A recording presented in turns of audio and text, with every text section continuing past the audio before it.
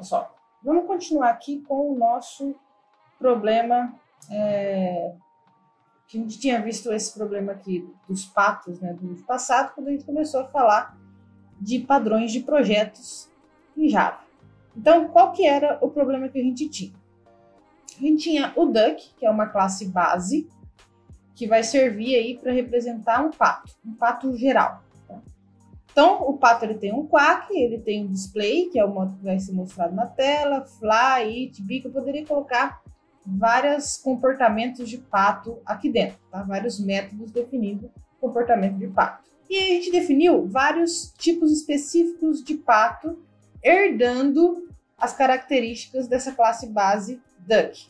Então, a gente tinha o wild duck, o rubber duck, cloud duck, mountain duck, city duck, vários tipos de duck. Okay? Qual que era o problema? A gente tinha alguns desses tipos de duck aqui, eles tinham peculiaridades. Por exemplo, todos eles sobrescrevem métodos. Esse aqui sobrescreve, o wild duck, ele sobrescreve o método display, o rubber duck, ele sobrescreve o método display também, e descreve outros, e assim por diante. Tá? E a gente viu, por exemplo, que o rubber duck, ele herdou da classe duck, e ele tinha o método fly, que era específico dele. Tá? Lembrando que essa classe duck aqui, ela tem uma implementação padrão dos métodos dela.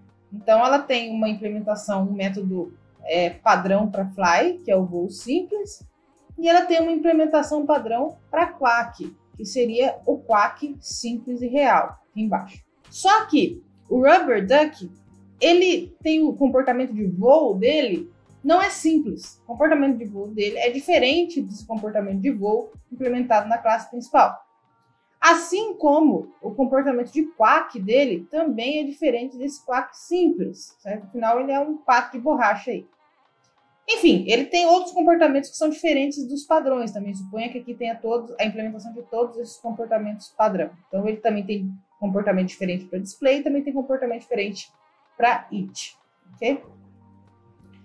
E aí, a gente tinha uma outra situação em que o cloud duck e o mountain duck, eles também tinham um comportamento de voo diferente do padrão, só que aqui nesse caso, esse comportamento de voo era igual para o duck e para o mountain duck. Então, o cloud duck e o mountain duck, eles tinham o mesmo comportamento de voo, mas esse mesmo comportamento de voo é diferente do comportamento de voo padrão implementado na classe duck.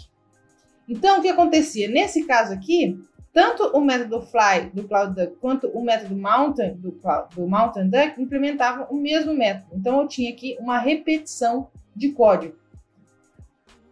Bom, e aí quando a gente parou para analisar essa herança inteira aqui, a gente começou a perceber que não estava legal essa estrutura que a gente montou. Por quê? Primeiro, porque todas as classes estão sobrescrevendo alguma coisa. Tá? E segundo, porque a gente tem método duplicado, né? A gente tem código duplicado aqui no fly do cloud duck do mountain duck. Imagina se a gente fosse adicionar aqui mais, sei lá, 45 tipos de patos diferentes. Isso aqui iria acontecer muitas vezes, certo? Então a gente começa a perceber que o uso da herança para esse caso aqui não é legal, não fica uma estrutura interessante para dar manutenção depois, tá? Eu tenho repetição de código e eu tenho bastante sobrescrita de código também. Se eu tenho muita sobrescrita de código em uma estrutura de herança, significa que a minha herança não está sendo eficiente o suficiente. Eu não tenho uma generalização boa o suficiente. O ideal é que quando eu tenho uma herança, os únicos comportamentos implementados na subclasse é aquilo que é diferente da classe base. Se eu começo a reimplementar todos os métodos da classe base, então está errada a minha herança. E aí a tarefa era pensar em como que a gente poderia resolver isso. Bom, a gente sabe que a herança ela é um comportamento E1. Então, se eu tenho um duck, ele como classe base, então eu tenho que o wild duck ele é um duck, o rubber duck ele é um duck, o cloud duck ele é um duck e assim por diante. A gente pode substituir isso aqui que é a herança, que é o E1, por composição. A composição ela tem um relacionamento de tem1. Então, ao invés de eu dizer wild duck, rubber duck, cloud duck, eles são um duck, eu falo assim, ó, um duck, um pato, ele tem um comportamento de voo. Qual comportamento de voo? Daqui a pouco a gente vai ver, não importa. Eu sei, por enquanto, que todo duck, ele tem uma estratégia de voo, ele tem um comportamento de voo. E eu posso representar esse comportamento de voo usando uma interface, que aqui a gente chama de iFlyBehavior. Esse I aqui não é nada específico, ele é só para indicar que é uma interface, tá? E essa interface, ela tem a declaração de um método fly, tá? Bom, eu preciso de classes concretas para esse método fly, eu preciso de estratégias de voo concretas. Então, eu pego essa interface aqui e eu implemento ela em duas estratégias diferentes. Poderia ser N estratégias de voo diferentes. Então, eu tenho o Jet Fly Behavior, estratégia de voo a jato. Eu tenho o Simple Fly Behavior, que é a estratégia simples de voo. Tá? E aqui dentro, esse método fly, ele vai ter o corpo dele bonitinho. E aqui o pato vai voar como jato e aqui o pato vai voar simples. De novo. Eu poderia ter N classes concretas aqui implementando essa interface iFlyBehavior. Qual que é o código que vem aqui dentro? Bom, o código correspondente à estratégia de voo. Então, o FlyBehavior vai ter o comportamento de imprimir na tela, eu vou como um jato. E o comportamento Simple FlyBehavior vai ter o comportamento, vai imprimir na tela aí, meu voo é simples. Eu poderia fazer a mesma coisa para o Quack. Então, eu pego e crio uma interface chamada iQuackBehavior. E aí eu vou falar, olha, o pato, ele tem uma estratégia de quack. Qual estratégia que é essa? É a estratégia que vai ser implementada pela classe concreta, que vai implementar aí a interface iQuackBehavior. Então, eu posso ter duas estratégias, posso ter N estratégias aqui também, assim como no FlyBehavior. Então, por exemplo, Simple Quack Behavior vai imprimir na tela. Meu quack é simples e real. E o No Quack Behavior vai imprimir na tela. Meu quack é simples e fake. Eu poderia implementar outras estratégias de quack aqui. Bom, a estrutura das minhas classes, do jeito que está implementada aqui, o que a gente começa a perceber? A gente começa a perceber que tem vários códigos aqui, trechos de código duplicado. Então, veja.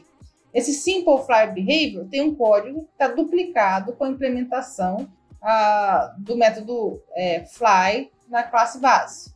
Eu tenho esse método aqui fly da Jet Fly Behavior, que ele está duplicado com a sobrescrita do método fly lá nas classes Cloud Duck e Mountain Duck. E eu tenho a estratégia de quack aqui, que tem um código duplicado com o quack implementado na classe base. Bom, se eu tenho essa duplicação de código, e agora eu tenho uma composição aqui em cima, porque eu tenho que o duck ele tem um fly behavior, eu tenho que o duck ele tem um quack behavior, veja que eu não estou mais precisando implementar essas classes aqui embaixo. Eu posso tirar esse código duplicado. Então, eu posso substituir a herança por composição. Veja que se eu tenho uma instância de duck, uma instância de pato, e aí essa instância ela tem um simple fly behavior e ela tem um no quack behavior, bom, então essa instância ela pode ser, sei lá, um rubber duck, por causa das características dela. Quais são as características? Comportamento de voo e comportamento de quack. Então, se eu tenho uma instância de duck, já basta para eu configurar ela com diferentes comportamentos, diferentes composições dessas classes aqui, e ele vai ser caracterizado como Rubber Duck. Eu não vou precisar de uma classe chamada Rubber Duck, que vai herdar de Duck e vai implementar o seu próprio método Fly e o seu próprio método Quack. Então, o que aconteceu aqui? Eu substituí a herança por uma composição. E eu poderia fazer a mesma coisa para todos os outros métodos aqui da classe Duck. Eu poderia também fazer uma composição para display, criando uma interface iDisplay Behavior Strategy. Eu poderia fazer a mesma coisa para it. Eu poderia fazer a mesma coisa para big. Suponha que todos os métodos eles acabem sendo sobrescritos aqui embaixo. E eu vejo que, de fato, a minha herança não faz nenhum sentido. E aí eu resolvo substituir essa herança pela composição. E isso aqui que a gente fez, substituir a herança pela composição e fazer essa composição de interfaces, classes, implementações concretas e classe base, nada mais é do que o padrão de projeto Strategy. Então, qual que é a definição do padrão Strategy? Que é o que está escrito aqui em cima. O padrão Strategy, ele define uma família de algoritmos, encapsula cada um deles e os torna intercambiáveis. A estratégia deixa o algoritmo variar, independente dos clientes que o utilizam. Vamos quebrar essa definição pelas partes dela. Então, veja. O padrão Strategy, ele define uma família de algoritmos. Qual que é a família de algoritmos? Todas as implementações concretas das interfaces que eu defini na composição. Então, a família de algoritmo é esse Jetfly Behavior, é o Simple Fly Behavior, o No Fly Behavior, Simple Quark Behavior, No Quark Behavior, as possíveis implementações concretas na interface AI Behavior, as possíveis implementações concretas na interface AI Display Behavior. Então, essa é uma família de algoritmos. E cada classe concreta dessa, ela encapsula esses algoritmos. E como isso aqui é uma composição, eu tenho uma relação dessa classe base com as demais classes de Tem1, isso aqui é uma composição, eu posso, em uma instância de Quark, trocar essas implementações concretas, injetar essas implementações concretas aonde eu quiser. Por isso que se fala nessa definição aqui, que esses algoritmos eles ficam intercambiáveis. Então, a estratégia é deixar o algoritmo, esses algoritmos aqui, essas implementações concretas, variarem independentemente dos clientes que utilizam, independentemente do tipo de path, independente da instância de path que é usada aqui embaixo. Então, eu não preciso mais ter uma classe especializada para cada tipo de path. Eu posso criar uma instância de path e configurar ela de acordo com os comportamentos concretos que eu quero que aquela instância tenha. Qual comportamento que eu quero que ela tenha de voo, qual comportamento que eu quero que ela tenha de Quark, qual comportamento que eu quero que ela tenha de fly, ou de display, ou de it, e assim por diante. Então, eu posso ter, por exemplo, uma nova instância de Duck, que ele vai ter o Simple Fly Behavior e o No Quark Behavior. Eu posso ter uma segunda instância de Duck, ele vai ter o Jetfly Behavior e ele vai ter o No Quark Behavior. A gente pode transformar tudo isso em código, tá? Então, eu tenho a nossa classe base, que ela vai ser a classe Duck. E aí, essa classe base, ao invés de ela implementar a interface, ela contém instâncias. Ela tem uma instância de Artfly Behavior, ela tem uma instância de Quark Behavior, ela tem uma instância de Display Behavior. Por que ela tem e ela não implementa? Porque se essa classe base ela fosse implementar essas interfaces, os códigos concretos do Fly, do Quark, do Display, deveriam aparecer aqui dentro da minha classe base. E não é isso que eu quero. Eu quero poder ter uma classe base, falar, ó, é um pato, e eu quero poder definir depois o tipo de pato, de acordo com a implementação, trocando os algoritmos. Lembra da definição do strategy? Eu quero que os algoritmos eles sejam intercambiáveis. Tá? Então, por isso que aqui eu tenho instâncias dessas interfaces. Bom, toda vez que eu crio um pato, eu crio uma instância da minha classe base, eu quero dizer qual é o comportamento que eu quero que aquele pato tenha, qual a configuração daquele pato. Dependendo do comportamento, eu vou saber que pato que é, certo? Então, toda vez que eu crio aqui no meu construtor da classe base, eu tenho que mandar para ele qual que vai ser o comportamento de voo, qual que vai ser o comportamento de Quark, qual que vai ser o comportamento do display. E aí eu seto essas interfaces aqui com as instâncias que eu passei como parâmetro para o construtor. Bom, a minha classe base, ela vai ter que ter os métodos fly, quark e display, porque todo pato tem esses comportamentos.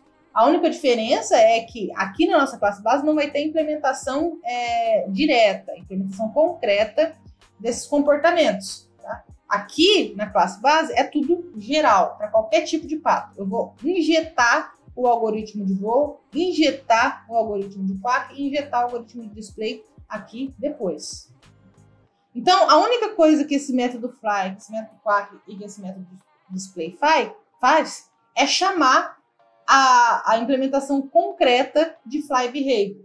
É chamar a implementação concreta de quack behavior. É chamar a implementação concreta de display behavior.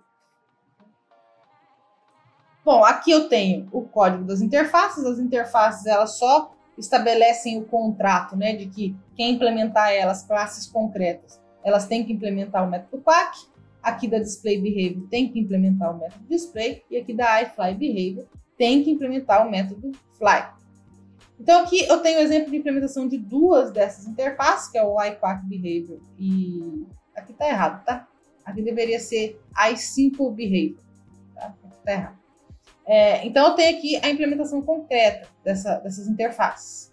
Então aqui no noQuack behavior vai imprimir noQuack behavior e aqui no SimpleQuack behavior vai imprimir SimpleQuack behavior.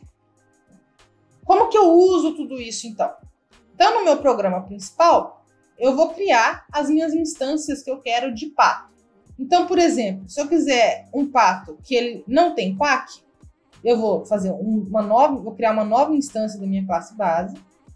Eu vou chamar o construtor dessa instância, fazendo a configuração necessária para esse pato não ter um quack. Então, eu vou passar uma instância de noQuack behavior, que é a implementação concreta de quack behavior. Eu vou passar o JetFly behavior, a implementação concreta de JetFly behavior e a implementação concreta de Simple Display behavior. Então, essa instância aqui de duck para mim vai ser uma instância que o pato ele não faz quack, o pato ele voa como um jato e o pato ele tem um display simples.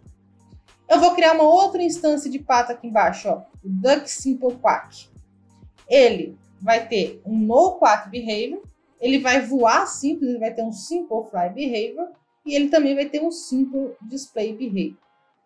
Então, na hora que eu chamo cada uma dessas instâncias chamando o método quack, a implementação concreta adequada que eu passei a instância aqui no meu construtor vai ser executada e ele vai fazer o quack do jeito certo. Ok? Bom, o que vocês têm que fazer agora? Entender essa estrutura e fazer download do código que eu deixei na descrição. Vocês vão executar esse código e ver como ele funciona. Implementem os outros comportamentos e pensem em outras características que vocês poderiam colocar nesse pato e vão testando esse padrão, ok? Vejo vocês no próximo padrão, no próximo vídeo. Até lá!